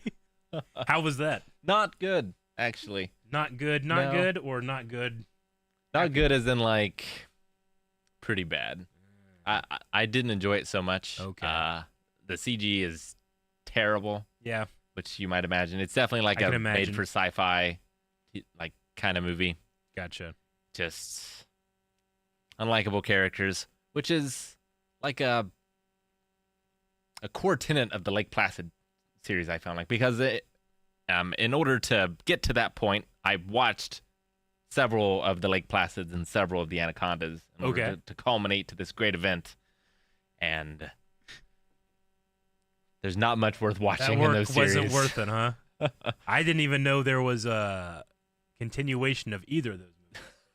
I don't know if I've seen Lake Placid. So I think Anaconda is fun. Yeah. It's pretty bad. Yeah. But in an enjoyable way. I think both of those statements are true at the same time. I like Anaconda 2 better. Both as a bad movie and as a good movie. Okay. Cool. And then like every like Placid after the first one is just not really worth watching. I don't think. But you like the first one? I enjoy the first one. Enjoy the first one? Okay. Yeah, it definitely has characters that are very unlikable, I think, except for Betty White. I did not expect you to say that. Have you not seen Lake Placid? No, I've never seen Lake Placid. Oh, okay. Well, yeah. It's a movie about killer crocodiles. Oh, that's great. And okay, it's something. But yeah, it was interesting. But yeah, that's all I got. So I can get into questions. Let's do questions. All right, let's see. I have Sherez Saeed, as I am back home from the holidays, burning up in 45 degrees Celsius, which is 830 degrees in freedom units. What do you prefer, extreme heat or extreme cold? Definitely extreme cold for me. It used to be extreme cold for most of my life, but in the last 2 or 3 years, I've been going a little bit more towards the heat. I mean, especially after I used to be 400 pounds, and I lost about 100 pounds, and that certainly helped me out when it came to dealing with heat. But ever since I've gotten my diabetes diagnosis, or even a couple weeks before then, I just cannot stop getting the chills on my shoulders. So you might notice in some of the reactions I'm wearing like a sweater, and it's summer, but I'm still feeling it. So this year has been, I think, the first year where I can confidently say I don't know the answer to that question as much as I used to. Yizing, I've always thought that a lot of fantasy books that get made into movies would be better off animated. So, which live-action sci-fi/fantasy series or movie do you think would you want to see animated instead? I mean, I love animation. I mean, Lord of the Rings was famously animated far before it was a live-action movie, and I love that animation. But in terms of a fantasy series for animation, I always like when, animation can just be elevated. Yeah. I'd like to see more Dungeons & Dragons animated, I think. Yeah. Because there's been a few live-action movies, but I think I would like to see it animated. Okay. It's the first one that comes to mind. Can't really think any off the top of my head. I mean, we're getting apparently a live-action Zelda movie, though I think animated might have served it a little bit better, but we're still not sure exactly what that's going to be. The Witcher, was it called Blood of the Wolf? Yeah. Was my favorite thing of The Witcher, I think. That was so good. I loved that animation. So just do the rest of The Witcher animated. Maybe I'll watch it. And then isn't there some kind of like Rohan movie coming out animated? Lord of the Rings? Yeah, War for Rohirrim. War for the Rohirrim. Oh, you know what? We never spoke about it, but huge respect and rest in peace to Bernard Hill, who played King Theoden in the Lord of the Rings trilogy, sadly passed away. He will go to the halls of his fathers, and there in their mighty company will know no shame. Fantastic performance. He's so good in that movie. Like, the arc he has from Two Towers to Return of the King is one of the best in that trilogy. But, yeah, I love characters that have power like that can show humility. And, yeah, there's just always something really special in that performance. And I'm sad to hear that another bright spot from, like, a movie that was so important to me is gone. Yeah. I watched the behind the scenes of that, that DVD set more than I watched the movie. Like, that was my film school. Yeah. Like, I watched that, learned things from it, and then went to college courses, and they were like, how do you know how to do this? I'm like, I watched the Lord of the Rings behind the scenes. What do you mean? Because they were so comprehensive, and they were so, I don't know, just respectful of the process on so many different avenues. But when no one ever had anything bad to say about Bernard Hill. He was a great actor, and I'm always excited when I see him pop up and stuff. But unfortunately, none of that stuff will be new now. Yeah. Yep. As far as the Zelda thing, have you seen that Wes Ball's Kingdom of the Planet of the Apes is getting received really well? Yes, I have. The guy that directed the Kingdom of the Planet of the Apes is directing the Zelda movie. In fact, I saw a clip on the red carpet where an interviewer asked him, "What is your favorite Zelda video game?" And he thought about it for a real long time and eventually came to the conclusion that he couldn't answer the question, which I think is the correct answer. Yeah, no, I've heard good things. I'm apprehensive just because it's something so near and dear to my heart. Yeah, I don't know. I hope it's good, but I'm super happy that man, those Planet of the Apes movies. I've never seen the original Planet of the Apes stuff. I've only seen Rise and War and Dawn, not in that order, obviously. But I think they're some of the best modern sci-fi movies we have, honestly. So I'm excited. This one is outside of that trilogy for various reasons. But I did see the main character. I gotta look up his name because I love this actor. Anytime he pops up. Kevin Durand? Kevin Durand. Yeah. He was in Lost. He was in Swamp Thing. He was the Blob in that terrible Wolverine movie, But, like, there's something electrifying about him. And I've seen 2 or 3 clips of him doing interviews, and they talk about, like, your process to, like, how do you act like an ape? And he would just, rather than explain it, he just shows you. And it's a very Christopher Reeves, like, Superman to Clark Kent transformation. Yeah. Huh. And he's a big dude too. So when he goes into that like locked chest, you don't move your torso ape thing, it's intimidating. So I want to go see those movies, but I might have to wait for a reaction for that one. We'll see. It's really cool. Yeah. His interview cycle with Owen Teague, who's the other ape actor, are very good. Their stories about awesome. ape school and like their first interaction was in ape. Yeah. And they talk about how they improv for 45 minutes in ape, and and at that point Kevin Durand had never aped in front of another person before. Really?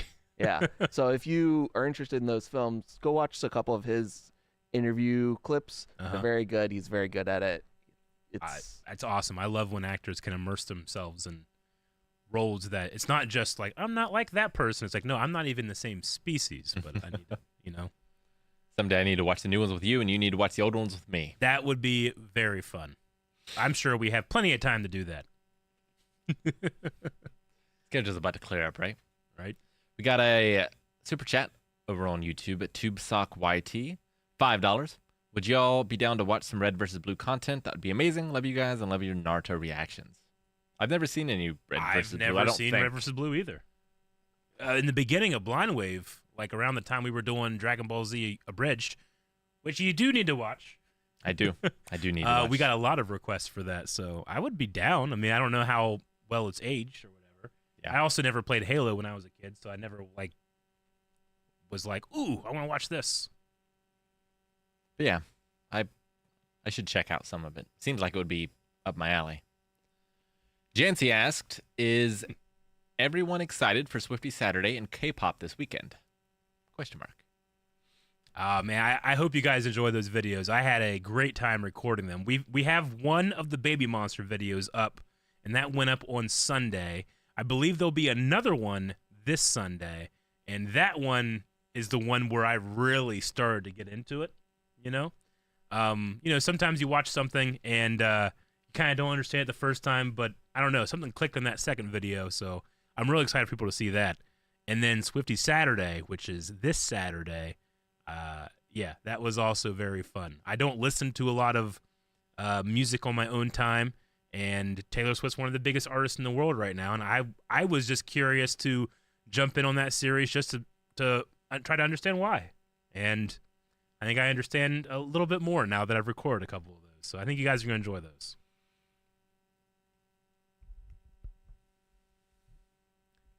Let's see. SSG Jorge. Firstly, Jake, I forgot to ask, did you watch JXK? If yes, what did you think? I have seen Godzilla X Kong. I saw it in theaters. I'm holding back my thoughts on what I think in case I'm in the reaction when it happens. So yeah, well, I think you were in Monarch, and I don't know if I want to go into that without your valuable input, because Monarch, I bet you, was 2 times better for me because you were there. So I'm glad that you liked it more because of that. Yeah. So we might have to make room at the table for that one because I want to see it. I didn't absolutely love the last one, but sometimes when you watch stuff like that, sometimes you're just in a better mood. Like when I first watched Lost, I didn't like it. Yeah, sure. But I was at Liberty University, and I was the most miserable I've ever been in my life. Yeah. I came home, got super happy, watched Lost, and it's one of my favorite shows now. Yeah, didn't like Fellowship of the Ring the first time I saw it. Didn't like Arrested Development the first time I saw it. Whew. Those are two bangers. They turned out they were. Yeah. I can't promise you'll like it. God damn it, we'll have fun. We'll have fun. That's why that's a movie to have fun. Now, Godzilla -1, when are we doing that? All right. Let me contact Toho so we can get a copy. Do it. They'll still strike us. Oh, I want to watch it so bad. Second part of the question, what is something you would love to see from Star Wars media? I know there are the bad guys, but I would like to see a Tales of the Empire series about the era of Star Wars from an Imperial point of view. Sure. That truly believe they're doing good. Like Imperial officers or like stormtroopers, I suppose. Yeah. Yeah, that could be cool. We had a tiny bit of that, just a little bit, and to be fair, it was the First Order in Star Wars. Man, why am I blanking on a Star Wars show's name? The animated one, Resistance. Yeah, a little bit of that where you kind of got the that side. And that was the really cool part of the Battlefront 2 campaign, but the characters switched to the Rebellion way too quick. Yeah. In that one. I would be open to it. It's just, I also, the Imperials are Nazis. Like, I don't want to humanize them too much. I like laughing at stormtroopers. It's a very adolescent way of looking at them, but I don't, as much as I enjoyed something like Andor, I don't need to have an adult perspective on a fantasy show like that sometimes. So yeah. I would certainly be open to it, but it's not something that I'm like, it must happen or anything like that. That'd be cool. Short Car 100. Would a behind-the-scenes controversy with a cast member or crew member ever deter you from reacting to a show or movie? It certainly does.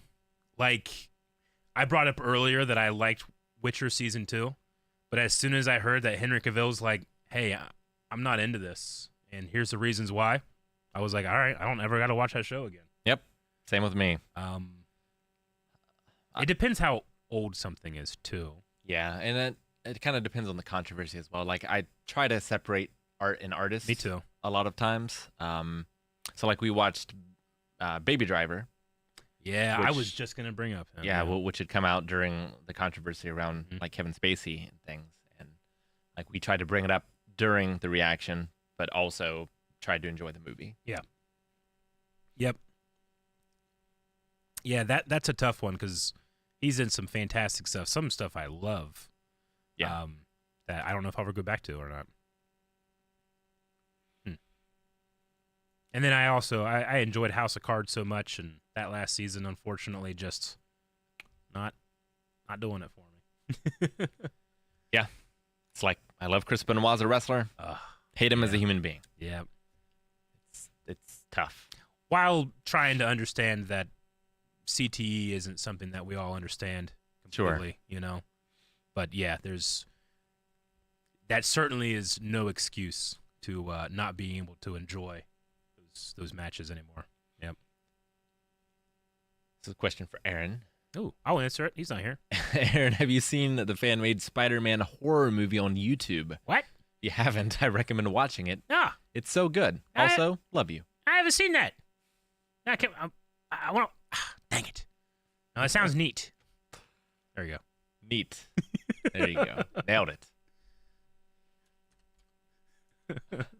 All right, I'm going to get to bits and donations. Bits and don'ts. Let me bring that up because I did not have it up before. Because we are almost out of time. It's true. What are we streaming tomorrow, Eric? Tomorrow will be Pokemon. The race. The race that Aaron and I have been racing for quite some time. I think tomorrow is another normal stream. And then next week, correct me if I'm wrong, Jake, next week is going to be an extended /end of that Pokemon race. I believe that's true. Let me look at the schedule real quick. Yeah, so Aaron and I have been going on this challenge. whoever beats the Elite Four first. But there's also an added twist that you need to try to catch as many Pokemon as possible, because whoever has, sometimes the rules elude me, but I'm excited to continue to play. It's been so long that I'm forgetting them. All I know is I need to catch as many Pokemon as possible and beat the Elite Four, and that's what I'm gonna do. We have a normie raid. Normies. Thank you, the normies. Thank you, normies. Normies send their regards. Yep, I'm glad that One Piece. Yeah, sorry, go ahead. I was just gonna say I'm glad that the normies aren't suffering a catastrophic failure this week. I know. Yeah, not yet. They've had not yet, but they've had 2 back to back. I felt bad. There's another reaction channel. I saw someone say it earlier in chat. I've actually watched, named Alex Hefner. I've watched some of his Star Wars stuff, and he's a fun solo reactor. But a Bitcoin guy got him today.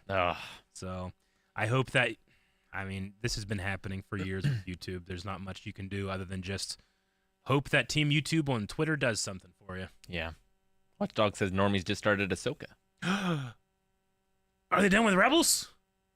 I just watched last week. Yeah, they're almost done with Rebels. Damn. Okay. That's good. I'm excited for you guys. All right, bits and donations. Ryan Whittleston, subscribed for 68 months. A rare Thursday off means I get to watch a live podcast. Happy 68 months to me. Thank you so much, Ryan. Thank you so much. We appreciate 68 it. months? 68. Next month, baby. Oh, you're right. So nice.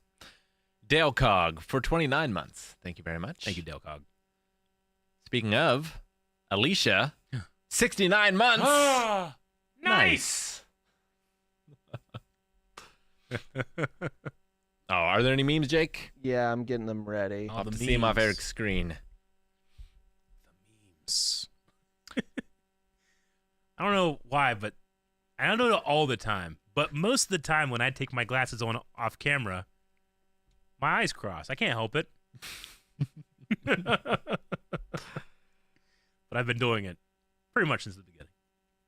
Gara with the 12 months. It's my 1-year anniversary for Twitch. I've been watching you on YouTube since 2021. By the way, I'd like to thank you again for my cameo. I appreciate it very much. Awesome. Thank you, Gara. Thank you so much, Gara. We had a good time making that cameo for you. That's a new meme. Vindication. That's fresh off the press. The cross-eyed was also from that was today too. Yeah. Okay. Yep. That was when I had my glass off for Castlevania.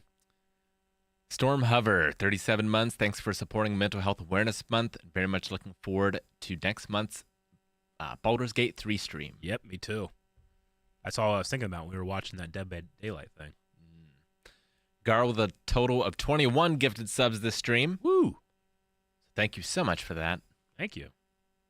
Incredible. Lewick gifted a couple subs as well, so thank you. Thank you. How do we say this one? Quubwubba cheered 100 bits. Thank you. 92 Chris Z, 44 months. Really excited for Swifty Saturday and seeing what that is all about. 62 days until I see Taylor in concert when she comes to Germany. Exciting. Cool. I hope you have a fantastic time and you're safe when you're there. Indeed. And that's all I got. Alrighty. Well, I think that's a good time to wrap up today's edition of the Blind Wave Podcast. Hope that you guys enjoyed it. Again, you can come back tomorrow for Pokemon.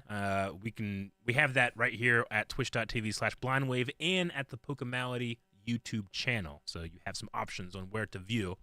And then Saturday, Rick's was going on Saturday. Mind Games Part 3. I'll be playing a bit of Psychonauts 2, Chicory, Colorful Tale, and a few other games and talking about their themes of mental health and how I think video games as an art form can express and help people understand emotions. So awesome. It's been a good series so far. Yeah. All right. Remember also, there will be a poll going up to replace X-Men very soon. So watch out for that. You're going to have about a week to vote in it. But as always, as soon as you see it, try to vote. There are some fun options in there. I'm excited for you to see what is on that poll. Vote at blindwave.com. Mm-hmm. Thanks, guys. We'll see you later. Bye-bye.